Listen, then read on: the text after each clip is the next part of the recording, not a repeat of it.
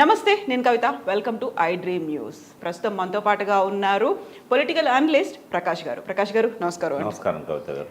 ప్రకాష్ గారు, బీఆర్ఎస్ అయితే first list announce చేసింది, కాంగ్రెస్ ఏమో దరఖాస్తుల్ని స్వీకరిస్తోంది. సో కాంగ్రెస్ పార్టీ స్ట్రాటజీ ఏంటి? ఒక నినాదం అయితే ఇచ్చారు, తిరగబడదాం, తరిమి కొడదాం అనేది. బట్ ఒరిజినల్ స్ట్రాటజీ వాళ్ళు ఏం ఆలోచిస్తున్నారు? 115 సీట్లకి అభ్యర్థులు అనౌన్స్ చేసిన తర్వాత వాళ్ళ స్ట్రాటజీ ఎలా ఉంటుంది అనుకుంటున్నారు?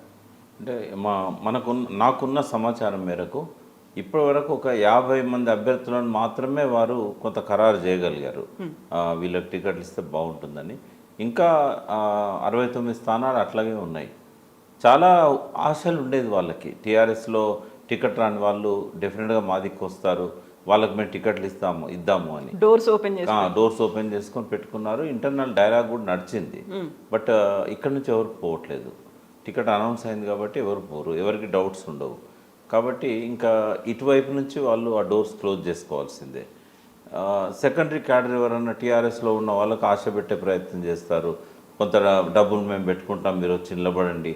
టికెట్ కూడా ఏమవుతుందంటే, ఎట్లాగా ఆయన టికెట్ అనౌన్స్ చేశారు, ఇంకా నాకు రాదు, నా క్యాడర్ నేను కాపాడుకోవాలి. వర్గాలు ఉంటాయి రాజకీయాలు అన్నప్పుడు. ప్రతి పార్టీలో నాయకులకు తన సొంత వర్గం ఉంటుంది. సో ఆ వర్గాన్ని కాపాడుకోవడం ధ్యేయంగా ఎట్లా గెలవము, ఒకవేళ అనుకూలమైన అంశాలు ఏమైనా ఉంటే గెలవచ్చు కూడా. బట్ ఇటువంటి ఆశలతో కొంత సెకండరీ క్యాడర్ గాలం వేస్తారు. ఇప్పుడు టికెట్ తీసుకున్న ఆయన తర్వాత ఎవరైతే నెక్స్ట్ ఉన్న వ్యక్తి ఉన్నాడో వాళ్ళ కోసం ఒక 10-15 రోజులు ఎక్సర్సైజ్ జరుగుతుంది. జరిగిన తర్వాత కొంతమంది పోతారు కూడా. ఆ తర్వాత వాళ్ళు అనౌన్స్ చేస్తారు లిస్టు. వాళ్ళకు ఆశాభంగం అయిందని చెప్పొచ్చు. ఈయన వ్యూహం అనేది వాళ్ళు ఊహించలేదు.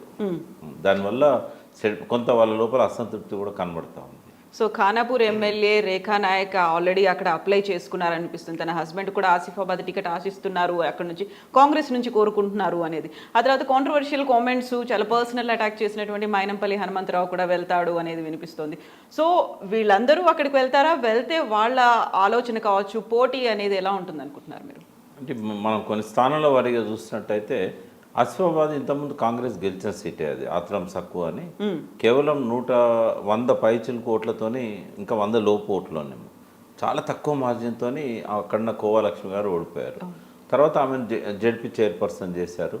ఆమెకు ప్రజల్లో ఆదరణ బాగా ఉంది.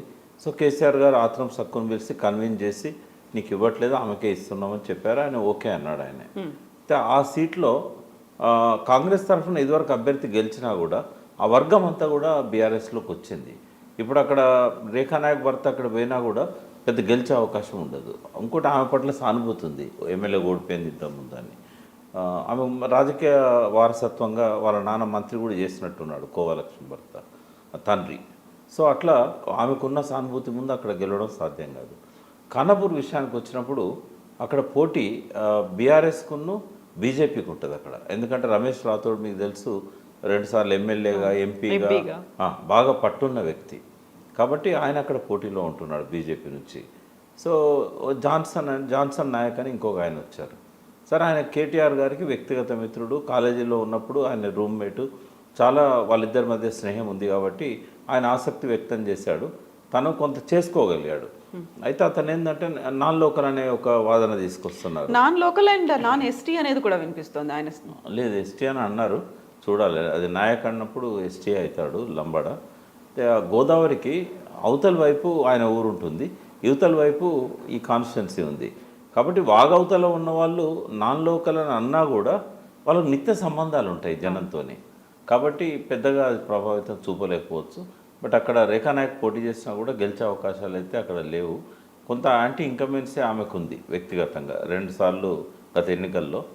ఇవన్నీ కూడా పరిగణలోకి తీసుకున్నప్పుడు ఈ 2 సీట్లు కూడా కాంగ్రెస్ గెలిచే అవకాశం అయితే లేదు. బీఆర్ఎస్కు బీజేపీ మధ్య ఇక్కడ పోటీ ఉంది, అక్కడ కూడా దాదాపుగా బీజేపీకి బీఆర్ఎస్కే ఉంటుందేమో. ఎందుకంటే ఆ సీట్లో కూడా బీజేపీకి బలమైన అభ్యర్థులు ఉన్నారు. ఇట్లాంటిది కొన్ని కాన్స్టిట్యున్సీలలో జరుగుతుంది. కొంతమంది లాస్ట్ మూమెంట్లో కూడా పోవచ్చు. బట్ కాంగ్రెస్లో నాకు తెలిసి ఏంటంటే ఈ 10-15 రోజుల్లో కూడా వాళ్ళు ఇంకా పడిపోయారు. ఎందుకంటే మళ్ళీ గ్రాఫ్ పడిపోయింది. బీజేపీ మళ్ళీ పికప్ అవుతున్నది. బీజేపీ ఇప్పుడు ఈ 2-3 వారాలలో వాళ్ళ స్ట్రాటజీస్ చాలా అద్భుతంగా ఉన్నాయి. ఇప్పుడు రథయాత్రలు బయలుదేరుతున్నాయి. ఈ ఆగస్ట్ ఎండింగ్లో రథయాత్ర 3 ప్రాంతాల నుంచి వస్తున్నది. సెప్టెంబర్ 17 దాకా తెలంగాణ అంతా తిరుగుతూ ఉన్నారు వాళ్ళు. వాళ్ళ స్ట్రాటజీస్ కొంత ఫలించినట్టయితే మళ్ళీ ట్రయాంగిల్ ఫైట్ ఎక్కువ స్థానాల్లో జరిగే అవకాశం ఉంది. దానివల్ల కొంత కాంగ్రెస్కి అది టీఆర్ఎస్ వ్యతిరేక ఓటు అనేది చీలిపోయే అవకాశం ఉంటుంది. కాబట్టి కాంగ్రెస్ కొంత అది అనుకూలంగా ఉండే అంశం కాదు, అది మైనస్ అవుతుంది బాగా. 10-15 సీట్లల్లో బలమైన అభ్యర్థులు ఉన్నారు. పోటీ కూడా ఆ స్థానాల్లో బలంగా ఉంది. ఇంకో 10-15 స్థానాల్లో పోటీ ఇవ్వగలిగినా కూడా కొంత కేసీఆర్ గారు అనుసరించే వ్యూహం కావచ్చు, వారు పర్సనల్గా పోయి అక్కడ పెట్టే మీటింగ్స్ వల్ల కావచ్చు, కొంత పికప్ అయ్యే అవకాశం ఉంది. కాబట్టి కాంగ్రెస్ ఈసారి మళ్ళీ అంతే 15-20 స్థానాలకి పరిమితం కావాల్సి వస్తుందేమో అని నా అభిప్రాయం. సో సునీల్ కనుగోలుని రంగంలోకి దించారు. ఇంటర్నల్ సర్వేలు అవుతున్నాయి, ఎక్స్టర్నల్ సర్వేలు, థర్డ్ పార్టీ సర్వేలు, ఇవన్నీ చేసినప్పుడు కూడా వాళ్ళకు వచ్చినటువంటి నెంబర్ ఎంతండి అసలు? Is not happy with Congress leadership. చాలాసార్లు మనకి ఇంటర్నల్గా తెలుస్తూనే ఉన్నాయి.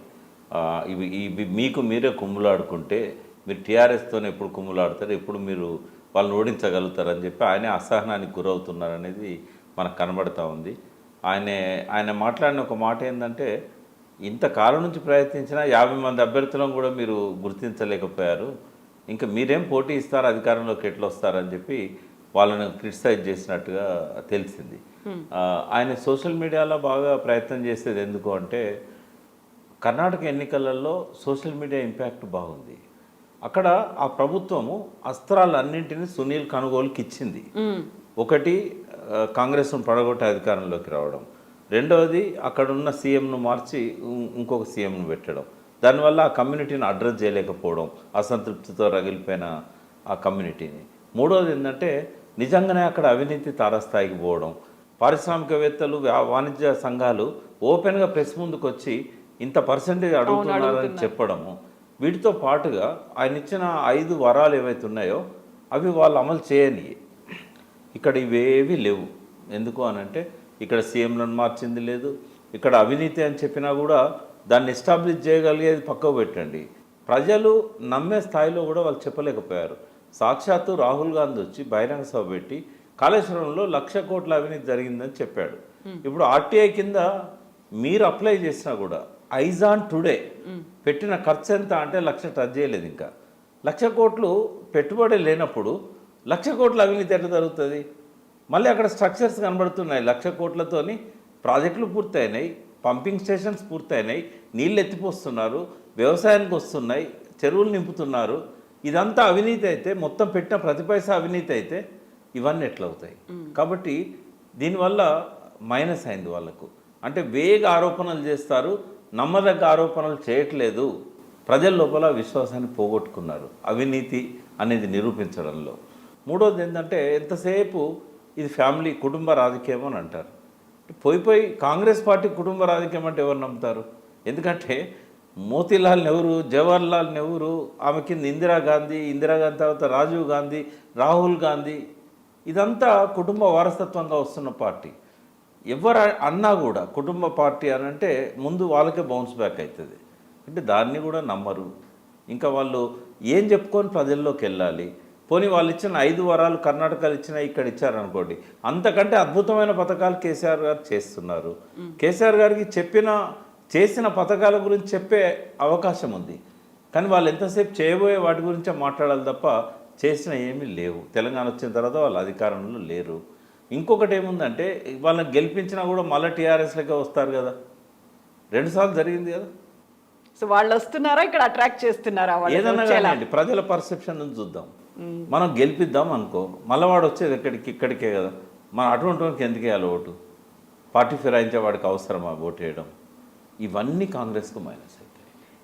కాబట్టి వాళ్ళ దగ్గర పాశుపదాస్త్రం లేదు. ఈ కేసీఆర్ని కొట్టడానికి ఏ అస్త్రాలు కూడా పనిచేయవు. సో ఏ కార్యాచరణ? ఇంకోటి, ఒక టవరింగ్ పర్సనాలిటీ ఉన్నాడు ఇక్కడ. కనీసం కేసీఆర్ స్థాయిలో, హరీష్ రావు స్థాయిలో, కేటీఆర్ స్థాయిలో సమతూగే ముఖ్యమంత్రి క్యాండిడేట్ లేడు అక్కడ. అదొక పెద్ద మైనస్ పాయింట్. అది రేవంత్ రెడ్డి మీద ఆయన ఆల్రెడీ ఓటుకు నోటు కేసులో జైలుకి వెళ్ళాడు.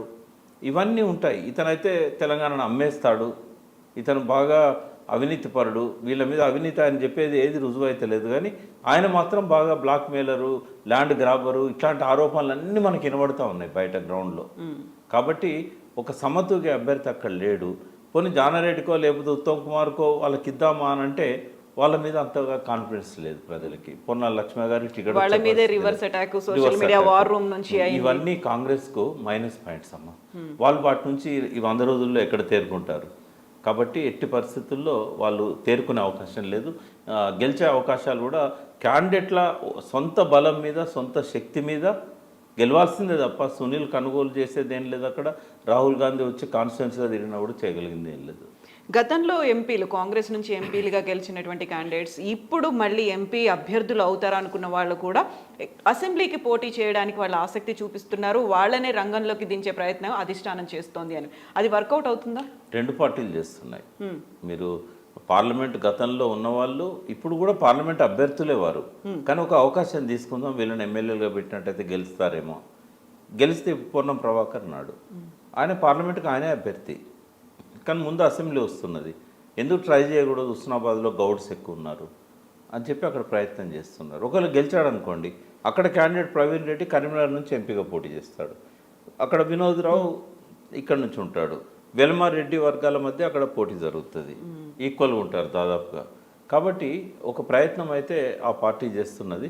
బలమైన అభ్యర్థులను తర్వాత ఎంపీకి పంపించవచ్చు, ఒకవేళ ఓడిపోయినా గెలిస్తే మాత్రం ఎమ్మెల్యేలు కంటిన్యూ చేయొచ్చు అనే ఆలోచనలో 2 పార్టీలు ఉన్నాయి.